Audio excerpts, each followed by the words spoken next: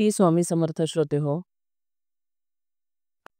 आजचा अनुभव खरंच खूप अद्भुत आहेत. कंपनीत एक वर्कर म्हणून काम करणारा, ते कंपनीचा ऑनरपर्यंतचा प्रवास ह्या दादांचा कसा राहिला, तो आपण नक्कीच ऐकूया. श्री स्वामी समर्थ श्रोते हो, कृपाछत्र स्वामी या यूट्यूब चॅनलमध्ये तुम्हा सगळ्यांचं खूप खूप मनापासून स्वागत आहे. स्वामी समर्थ महाराजांना त्रिवार मुजरा करून आजच्या आपल्या खूप छान आणि अशा सुंदर व्हिडिओला आपण सुरुवात करणार आहोत. तर दादांचं नाव आहे सुहास आणि दादा आहेत गुजरातवरून. तर दादा त्यांचा अनुभव असा सांगतायत आपल्याला. दादा एक इंजिनियर आणि चांगल्या पद्धतीने शिक्षण घेतलेला मुलगा, सुशिक्षित मुलगा, ल लग्न झालेलं, बायको, एक मुलगी असा त्याचा परिवार आणि घरी आई-वडील. आता सुरुवातीला जॉब शोधायला थोडासा दादांना त्रासच झाला. पण कसा तरी जॉब मिळाला आणि तोही संभाजीनगर येथे दादांना जॉब मिळाला. आता जॉब मिळाला, पण त्यानंतरचा प्रवास जो होता, तो खरंच खूप सुखकारक होता का? तर नाही. दादा सांगताहेत, की एवढ्या अडचणी, एवढं प्रेशराईज, की मला जावंसं वाटत नव्हतं कामावरती. पण तरी मी माझी जबाबदारी म्हणून मी पार पाडत होतो. कालांतराने मी एवढा डिप्रेसमध्येच गेलो, की मी 2 ते 3 दिवस मी ड्युटीवरतीच गेलो नाही.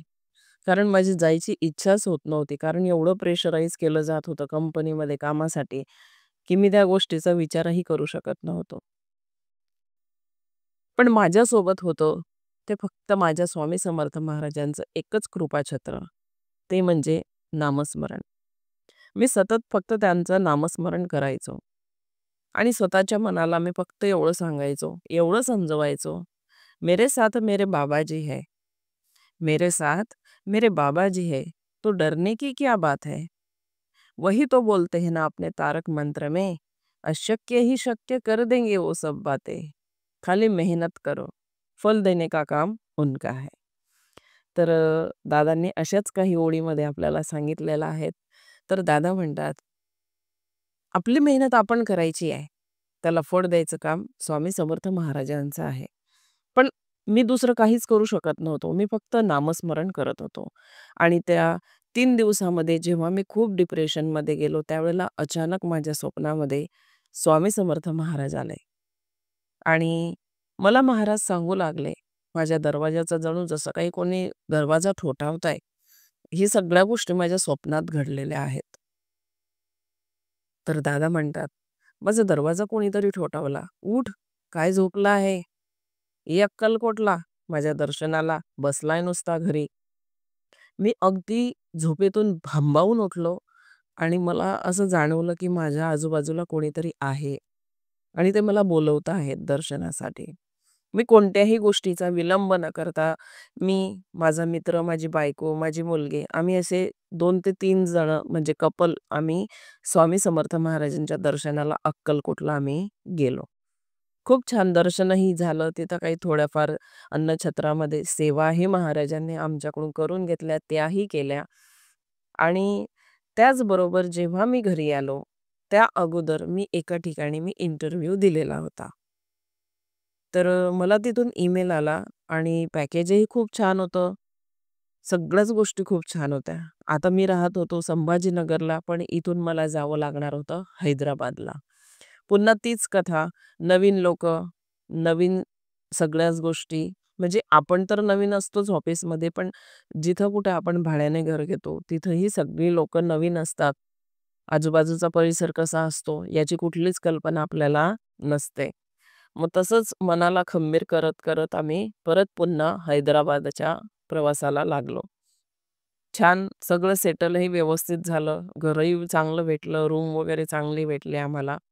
पण पुन्हा त्याच गोष्टी माझ्यासोबत घडू लागल्या, की मला खूप कामासाठी प्रेशराईज केलं जायचं. आता एक साहजिकच गोष्ट आहे, जरी इंजिनिअर म्हटला म्हणजे आणि जरी त्याची सॅलरी वाढली म्हणजे तेवढाच त्याचा कामाचाही झोत तेवढाच वाढतो. म्हणजे जबाबदाऱ्याही जास्तरित्या आपल्याला पार पाडाव्या लागतात. तर त्याच प्रकारे दादांसोबतच कसं काहीतरी तसंच घडत होतं. दादा असं सांगतायत. दादा म्हणता, "कामाचा एवढा मोठा झोला माझ्यावरती पडायचा, की असं वाटायचं की हे सगळं सोडून द्यावं. हे सगळं सोडून द्यावं." आणि करता-करता थोडे दिवस मी तो जॉब केला आणि कालांतराने तो जॉबही मी सोडून दिला. कारण सगळं सहनशीलतेच्या बाहेर होत होतं. माझ्या मनाला त्या गोष्टी पटत नव्हत्या. पण आता शून्यातून सुरुवात करायची म्हटल्यावर म्हणजे खूप स्ट्रगल येणारच, याचीही मला काळजी होती किंवा याचीही मला माहिती होती. पण म्हटलं असू द्या, एकदा तर आपण आपल्या उखडामध्ये डोकं टाकून बघूया, बरं त्याचा मार किती बसतो मुसळाचा. हा एक विचार केला. दादा जरी गुजराती म्हणजे गुजराती लोकांमध्ये राहिलेले असले तरी दादा मराठी आहेत आणि दादा खूप छान प्रकारे मराठी बोलतात. तर दादा म्हणतात, की मी तोच विचार केला, की उखडामध्ये आता डोकं घालूया आणि मुसळाचा मार कसा बसतोय तो आपण बघूया. छोट्या कंपनीपासून छोटे-छोटे प्रॉडक्ट बनवायला लागलो. स्वतःहून छोट्या-छोट्या कंपन्या, मोठ्या-मोठ्या कंपन्यांमध्ये व्हिजिट द्यायला लागलो आणि करता माझा थोडासा बिझनेस जो आहे तो स्थिरावला. खूप छान प्रकारे मला प्रतिसाद मिळू लागला आणि कालांतराने असं झालं, की माझ्या प्रॉडक्टला खूप चांगल्या प्रकारे मागणी यायला लागली मार्केटमध्ये. मग मीही थोडासा माझा जो कामाचा म्हणजे माझे जे प्रॉडक्ट मी बनवत होतो त्याचं प्रोडक्शन थोडं चांगल्या प्रमाणात वाढवायला सुरुवात केली. करता माझा प्रोडक्शनचा एवढा बिझनेस अवाढव्य झाला, की मी आज कंपनीचा स्वतः ओनर आहे. आणि मी ऑनर असल्यावरही माझ्या हाताखाली खूप सारी मंडळी आज काम करतात. खूप सारी लोकं कामाला आहेत. पण मी कधीही त्यांना प्रेशराईज करत नाही. कारण का? तर त्या अवस्थेतून मी गेलेलो आहेत.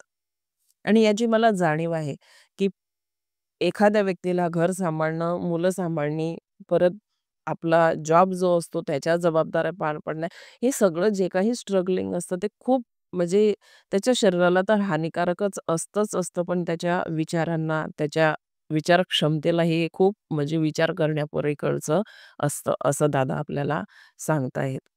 तर दादा म्हणतात, "मी फक्त स्वामींना म्हणायचो, 'स्वामी, मेहनत मी करतोय, फक्त माझ्या मेहनतीला मला यश येऊ द्या. अशक्य ही शक्य करतील स्वामी. मेरे बाबाजी है, तो डरने की क्या बात है.'" बस दादा म्हणतात, मी ह्या 3 लाईनी हमेशा मी आजही म्हणतो आणि नेहमीही मी तेच म्हणायचो. "मेरे बाबाजी मेरे साथ है, तो डरने की क्या बात है." तर आज दादा चांगल्या स्वतःची कंपनीमध्ये स्वतःचे ओनर आहेत आणि स्वतःचं प्रोडक्शन खूप चांगल्या प्रकारे मार्केटमध्ये आहे दादांचं. दादा सांगताहेत आणि माझ्या घरामध्येही माझे आई-वडील हे स्वामी सेवेकरीच आहेत आणि त्यांच्यामुळेच मला स्वामी सेवेचा लळा लागलेला आहे. दादा अजून एक अनुभव आपल्यासोबत शेअर करताहेत, की दादा म्हणतात, "ज्याही वेळेला मी घरामध्ये एकटा असतो, त्यावेळेला मला स्वामींचे भास होतात. मला खडवा घालून कोणीतरी चालताना मला दिसतं. मला अदृश्य रूपे मला कोणीतरी जाणवतं, की कोणीतरी आहे. मला हिना अत्तराचाही सुगंध मला बऱ्याच वेळा माझ्या आजूबाजूला मला दरवळतो आणि मला संकट येणार असेल, कोणती आनंदाची बातमी माझ्यासोबत घडत असेल, तर नक्कीच स्वामी मला स्वप्नात येऊन मला संकेत देतात, की हे तुझ्यासोबत घडणार आहे. आणि हे कोणत्याही गोष्टीचा मी अंधश्रद्धेचा हे नाही करत आहे, पण हे घटना माझ्यासोबत घडलेल्या आहेत आणि अजूनही घडत आहेत. स्वामी होते, आहे आणि स्वामी राहणार. श्रद्धेचा विषय आहे, कोणी याला अंधश्रद्धा म्हणू नये, असंही दादा सांगताहेत. कारण का तर दादा सांगतात, तुम्ही जेवढं तुमच्या इष्टदेवतेला जेवढं मानतात ना, तेवढीच ती तीव्र गतीने तुमच्या यशासाठी ती तुम्हाला सांभाळून घेत असते आणि तेवढंच पाठबळही देत असते. फक्त एवढंच आहे, की तुम्ही तुमच्याकडून जशी होईल तशी तुम्ही सेवा करत राहा आणि त्यांच्यावरती विश्वास ठेवा, की एक दिवस नक्कीच माझा येणार आहे. सर्वांना श्री स्वामी समर्थ. श्री स्वामी समर्थ श्रोते हो.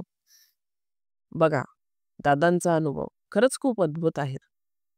शून्यापासून आज ऑनरपर्यंतचा प्रवास दादांचा खरंच खूप खडतर राहिला असेल, हे आपण त्या दादांच्या एकेका शब्दावरून आपल्याला कळतं आहे.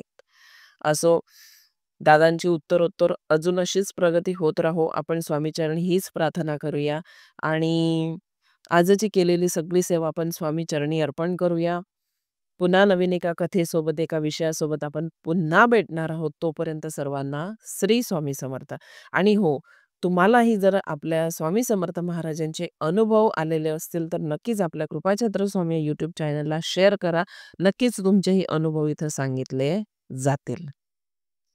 श्री स्वामी समर्थ.